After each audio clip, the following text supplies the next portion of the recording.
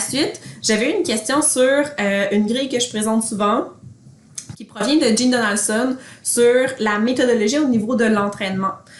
Donc, si c'est un comportement qui résulte d'un problème émotionnel, ben on va réagir différemment que si c'est un problème de comportement qui est simplement la résultante d'un comportement qui n'est pas adapté dans notre monde d'humain, mais qui n'est pas la résultante d'un problème émotionnel. Donc, je vais quand même l'expliquer rapidement parce que j'ai toute une formation qui est basée là-dessus. Donc, soit la formation sur les théories de l'apprentissage qui va bientôt être en ligne, mais sinon qui va être donnée aussi à Montréal en janvier 2020. Puis aussi la formation sur les plans d'entraînement d'ailleurs qui en parle aussi. Donc, si c'est un problème qui est émotionnel, on va pouvoir passer par l'habituation.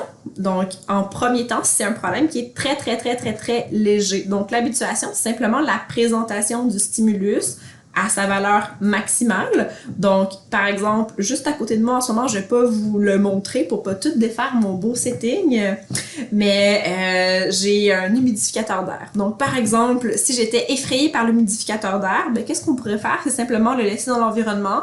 Puis, à ma guise, ben, je pourrais aller et venir. Puis, au fil du temps, ben, je verrai que je fais juste avoir les narines humides, puis que tout va bien, puis que ça m'aide vraiment beaucoup pour ma grippe. Mais que c'est pas dangereux. OK? Donc, au final, le stimulus n'est que neutre pour moi. Je fais juste percevoir que c'est pas dangereux, donc parmi habitués. Par la suite, je vais avoir un deuxième palier. Donc, si c'est une peur qui est un petit peu plus élevée, mais je pourrais venir utiliser la désensibilisation. La désensibilisation, c'est vraiment la présentation du stimulus de façon progressive et répétée. OK? Donc, quand on parle de progression, ça veut dire qu'au départ, on va commencer par un stimulus qui est beaucoup moins épeurant, mais qui ressemble au stimulus cible qu'on veut faire en sorte que l'animal soit capable de tolérer. Donc, par exemple, si j'ai vraiment peur des verres d'eau, OK, encore une fois, donc un autre outil près de moi pour m'aider à soigner ma grippe. Si j'ai vraiment peur des verres d'eau, ben à ce moment-là, qu'est-ce qu'on pourrait faire? C'est me présenter tout simplement donc un petit verre d'eau. OK? Donc, si en plus, qu'est-ce qui me fait peur, c'est le verre, ben qu'est-ce qu'on pourrait faire? C'est que ça serait un petit verre, mais en plastique. OK? Puis, par la suite, qu'est-ce qu'on pourrait faire? C'est tranquillement le faire grandir, donc jusqu'à temps que ça soit une taille de verre d'eau normale, OK? Donc d'environ 15 cm de haut. Puis, par la suite, qu'est-ce qu'on pourrait faire? C'est tranquillement venir en changer la texture pour faire en sorte que de plus en plus, ça soit avec la texture du verre.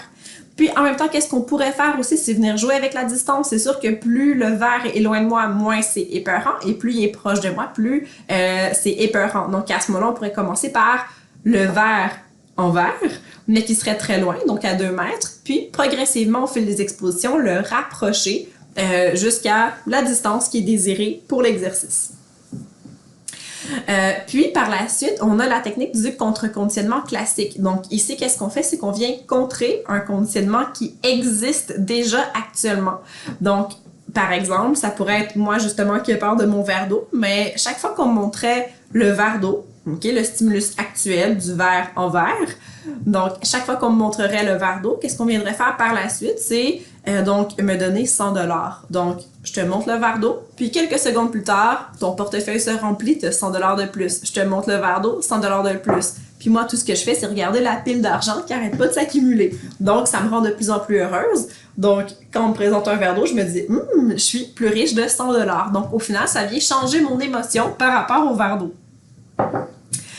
Puis, par la suite, il y a la technique de venir mixer la désensibilisation avec le contre-conditionnement classique. Donc, ici, c'est vraiment la solution pour laquelle les entraîneurs optent le plus souvent parce que souvent, la réaction des animaux est trop forte, puis ils veulent pas manger justement parce qu'ils ont peur ou même s'ils mangent, puisqu'ils sont effrayés, puisqu'ils sont stressés, ils retiennent beaucoup moins bien l'information.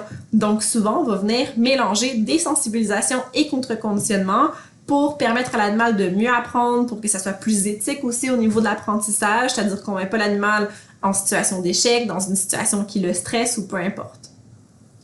Donc, à ce moment-là, on pourrait venir mélanger la technique du verre d'eau qui serait par exemple à distance. On me le présente à distance, puis par la suite, on me donne de l'argent.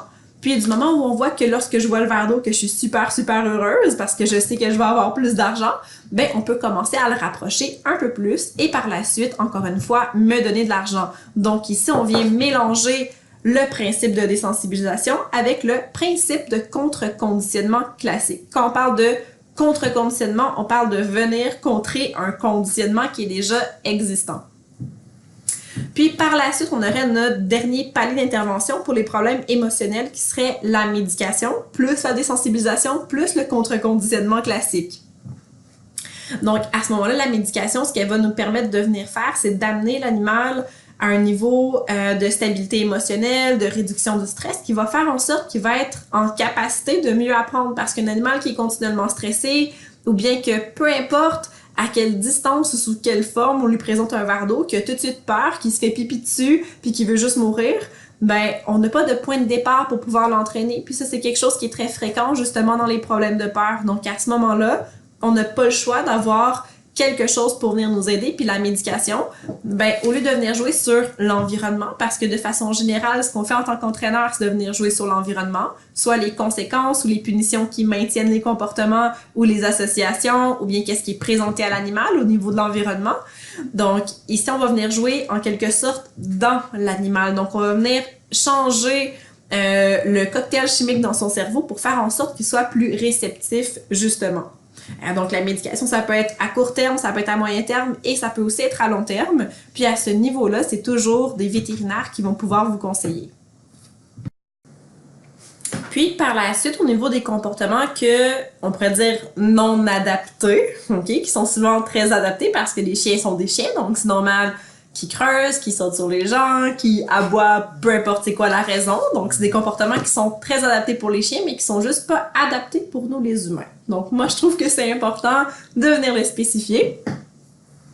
Donc par exemple, si on a un chien qui saute sur les gens, ben à ce moment-là, qu'est-ce qu'on pourrait faire? C'est lui apprendre un nouveau comportement à la place pour venir remplacer l'ancien. Puis ce comportement-là, on pourrait venir l'entraîner en utilisant soit le leurre, le façonnement ou la capture.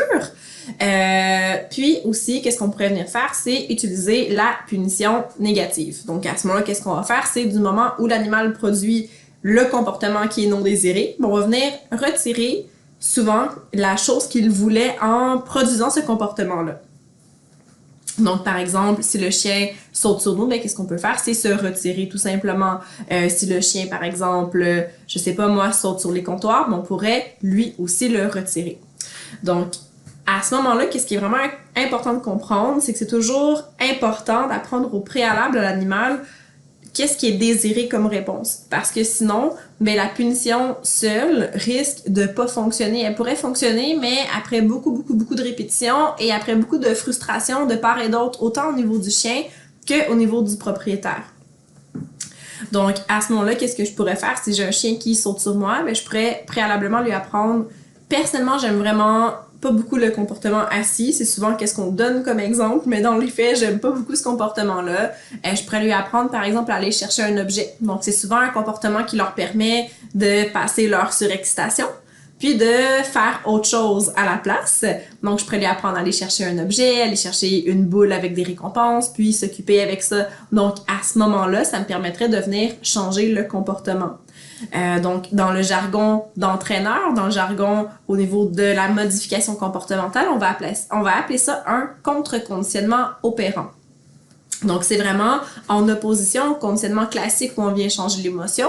En conditionnement opérant, on se concentre sur le fait de venir changer le comportement.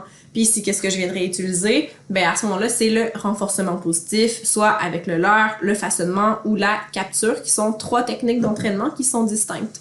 Malheureusement, je pourrais pas en parler trop aujourd'hui. Rapidement, le leurre, c'est qu'on vient guider l'animal avec la récompense pour qu'il produise le comportement. Par exemple, je demande au chien un assis, donc je viens le guider avec la nourriture pour qu'il s'assoie au niveau de son museau, puis je la relève un petit peu plus haut. Le façonnement, ou appelé le shaping, c'est vraiment que je vais venir chercher la réponse, la première réponse que le chien peut me donner, qui se rapproche de la réponse finale que je voudrais avoir. Puis c'est cette réponse-là, donc ce comportement-là, que je vais venir renforcer.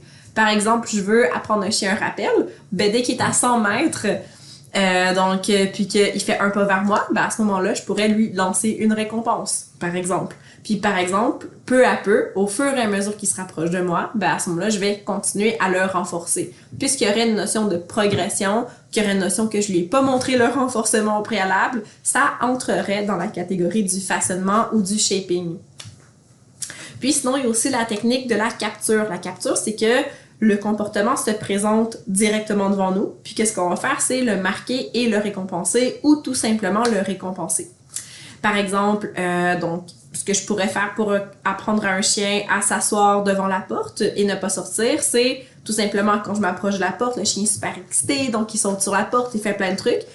Du moment où il finit par s'asseoir, je pourrais dire bon chien, puis ouvrir la porte. Donc à ce moment-là, je l'ai pas façonné parce que il n'y a pas eu de notion de progression. Par exemple, si j'avais renforcé le chien parce qu'il commençait à baisser les fesses puis que je l'avais laissé sortir à l'extérieur, on aurait pu peut-être dire que c'était du shaping parce qu'il y avait une notion de progression. Je l'ai pas non plus guidé avec une récompense ou avec toute autre source de motivation pour qu'il en vienne à s'asseoir. C'est vraiment lui qui, au final, a fini par s'asseoir et c'est moi qui l'ai récompensé. Donc ici, ça serait une définition rapido presto du leurre, du façonnement et de la capture. C'est 3 méthodes, encore une fois, qu'on va venir utiliser pour créer des nouveaux comportements. Puis aussi, il va y avoir une technique qu'on va appeler le renforcement différentiel des comportements incompatibles, okay? Ou bien contre-conditionnement opérant. Donc, qu'est-ce qu'on va pouvoir venir faire? C'est apprendre un nouveau comportement pour la situation qui nous déplaît, comme l'exemple que je vous avais donné, justement avec le chien qui saute sur nous. On peut lui apprendre à faire autre chose à la place. Puis, le contre-conditionnement opérant peut aussi être utilisé dans les cas de chiens qui ont peur puis qui ont un problème émotionnel. Pourquoi? Parce qu'au final, si on entraîne avec des méthodes positives, qu'on entraîne en renforcement positif, qu'est-ce qui se produit? C'est qu'on donne toujours un renforcement à la fin, quelque chose que le chien apprécie, puis que qu'est-ce qui se passe? C'est que au départ, qu'est-ce qui vient générer le comportement quand on entraîne bien? C'est justement la présentation du stimulus qui fait peur. Donc ici, je vais vous donner un exemple. Si, par exemple, on a un chien qui est réactif, mais quand il voit un autre chien, s'il lui donne des récompenses, au final, il va apprendre en contre-conditionnement classique. Quand je vois d'autres chiens, ça me donne de la nourriture, donc j'aime les autres chiens. Donc ici, on y va vraiment assez basique au niveau des explications. Puis, en contre-conditionnement opérant, qu'est-ce qu'on apprend à l'animal? C'est lorsque je vois un autre chien, je reviens vers maman ou vers papa et j'ai une récompense. Mais dans les deux cas, c'est chien égale récompense. C'est juste qu'en contre-conditionnement opérant, on vient ajouter un comportement volontaire que l'animal doit produire pour pouvoir obtenir son renforcement.